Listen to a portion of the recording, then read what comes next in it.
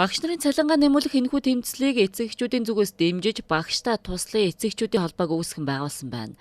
Багштай туслах эцэгчүүдийн холбоонд багш нарын цалин нэмэгдүүлэх төр хорооны үйл ажиллагааг дэмжиж бүх сургуулиудын эцэгчүүдийг нэгдсэн удирдлага дор нэгтгэх зорилготой юм байна. Тэгвэл өнөөдөр багштай туслан эцэгчүүдийн холбооны зүгээс Монголын сурагчдын холбоо багш нарын цалин нэмүүлэх төр хорооны гишүүдтэй хамтран Сүхбаатар дүүргийн 2 дугаар сургуулийн эцэгхийн зөвлөлөөд аав ээжүүдтэй уулзаж санал солилцжээ. Багштай туслан эцэгчүүдийн холбоо үүсгэн байгуулагдаад одоо нэг сар орчим үйл ажиллагаа явуулж байна.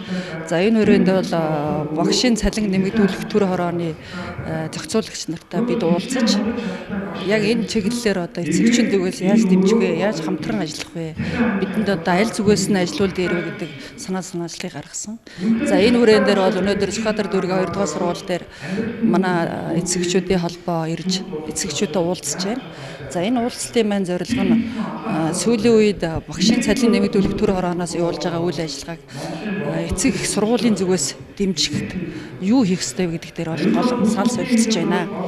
За бидний зүгээс бол юу хийх ёстой гэхээр ер нь судалгааны байгууллага сургалтын тодорхой мэдээллүүдээс хараад байхад 3 холбоон дээр үйл ажиллагаа явуулж байгаа сургууль цэцэрлэгийн үр дүн бол өндөр байдаг.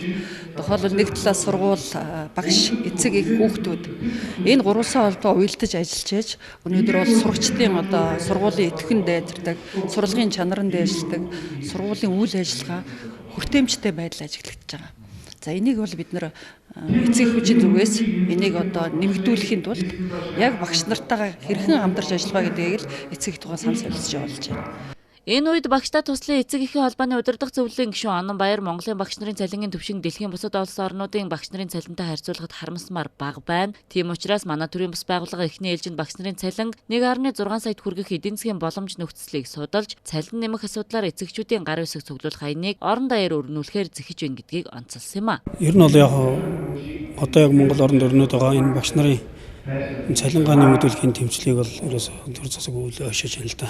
Янз бүрийн шалтгаанаар түүнийг бол саармагжуулж байна. Одоо эдийн засаг хүндрэлтэй байна. Эсвэл засгийн газруудаа ингээд огцорчглооч гэх юм уу. Тэгж бол ерөөсөө болохгүй. Нийгэмд бол боловсролыг тэргүүлэх салбар гэж байгаа. Яагаад тэргүүлэх салбар гэж байгаа юм?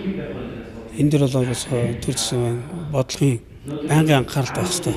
Үнэхээр энэ багш хүүхдэд хичээл заахынхаа оронд цаана байгаа өөрийнхөө ипотекийн зээл одоо тэр банкныхаа дарамтыг бодож яаж бидний үр хүүхдийн төлөө ингэж бүрэн сэтгэлээ зориулж ажиллаж чадах юм. Тийм боломжгүй болчиход ийм асарх дарамттай байгаа гэдгийг бас хүмүүс ойлгох хэрэгтэй. Энэ талаас нь бид нар энэ эцэг эхчүүдийн холбоо байгуулж энэ багш нарынхаа энэ үйл ажиллагааг зөв талаас нь дэмжиж эдгээрт бас ямар гарц байна уу, ямар боломж байна уу гэдэг талаар бас мэргэжлийн тусалцаа үзүүлэх гэсэн ийм зорилгоор байгуулагдсан юм аа. Багш нарын цалин хөлсийг нэмэгдүүлснээр мэдээж чадамжтай багш чанартай боловсролыг бий болгоно гэж би бодож байна. Энэ үйл ажиллагааг дэмжиж байна. Багш нарын цалингаа нэмүүлэх гэж ажил хийж байгаа нүүдлийн явдлыг бол дэмжиж байна. Багш нараа хангалттай өөрийнхөө амьдралд хүрцгүү цалин авах бидний өөр хөвгт бас чанартай боловсрол авна гэж бодож байна. Тийм учраас дэмжиж байна.